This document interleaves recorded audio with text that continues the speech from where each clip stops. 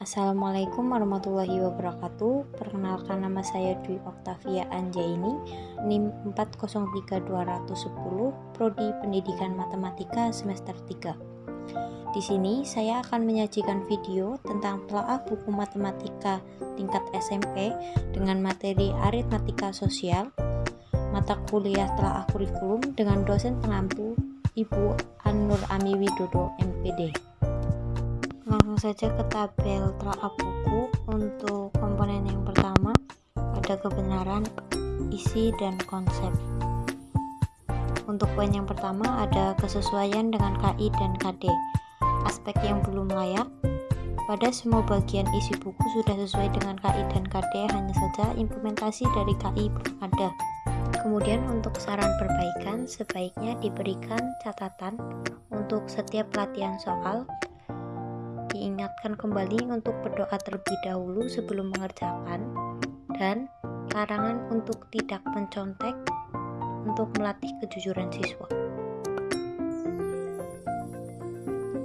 Poin selanjutnya ada kesesuaian dengan perkembangan peserta didik, tercantum pada halaman 67 sampai 68. Aspek yang belum layak, pada sub ayo kita amati, pembahasan soal kurang detail dan tidak dicantumkan rumus yang jelas. Untuk jenjang SMP, khususnya kelas 7, siswa akan lebih kesulitan dalam mengamati latihan soal.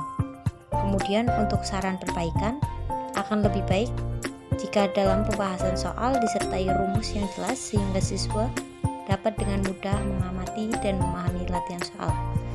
Bisa dilihat aspek yang belum layak pada soal pembahasan halaman 68, yaitu pada cerita Pak Subur tukang bubur ayam, besar modal yang dikeluarkan sebesar 1 juta rupiah, sedangkan pemasukan yang didapat dari hasil penjualan adalah sebesar 1.100.000 rupiah.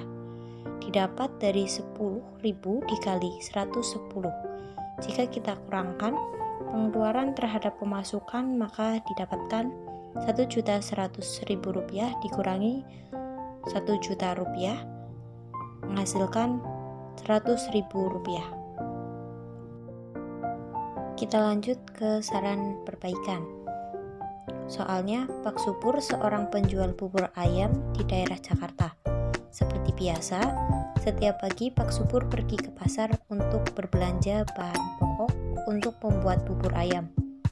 Untuk membeli bahan pokok bubur tersebut, Pak Subur menghabiskan uang sebesar 1 juta rupiah. Dengan bahan baku tersebut, Pak Subur mampu menjual sekitar 130 porsi bubur ayam dan dijual dengan harga 10.000 per porsi.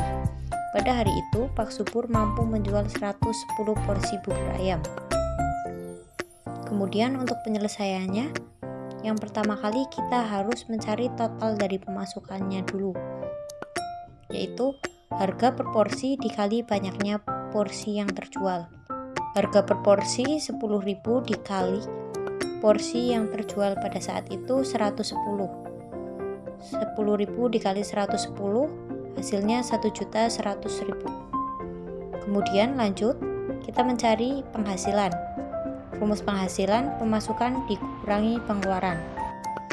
1.100.000 dikurangi pengeluarannya ada 1 juta rupiah, hasilnya 100.000 rupiah. Jadi Pak Subur mendapat keuntungan sebesar 100.000 rupiah.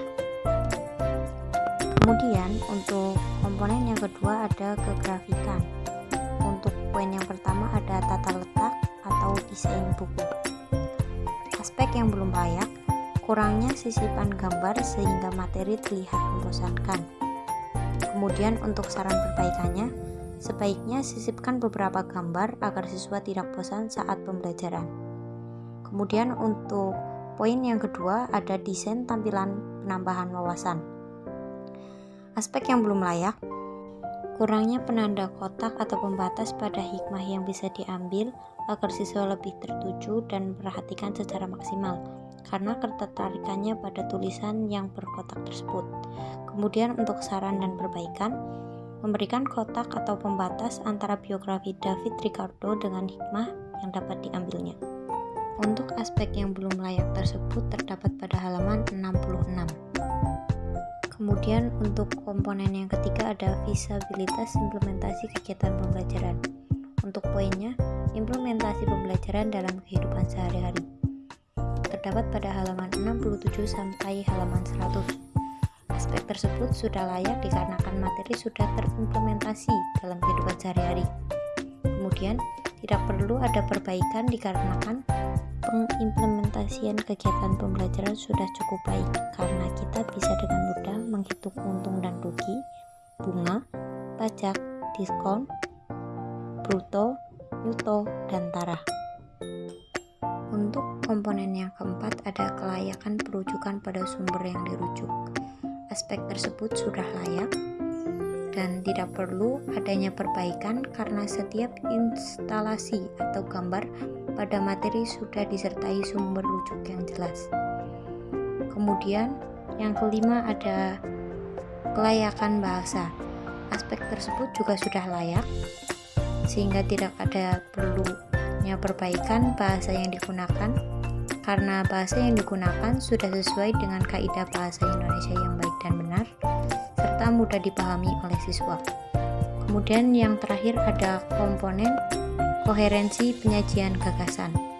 Aspek tersebut juga sudah layak sehingga penyajian materi sudah cukup runtut, terpadu dan terdapat satu kesatuan antara gagasan. Dengan demikian dapat disimpulkan adanya koherensi penyajian antar gagasan yang baik dan sesuai. Sekian penyajian video telaah buku. Terima kasih. Wassalamualaikum warahmatullahi wabarakatuh.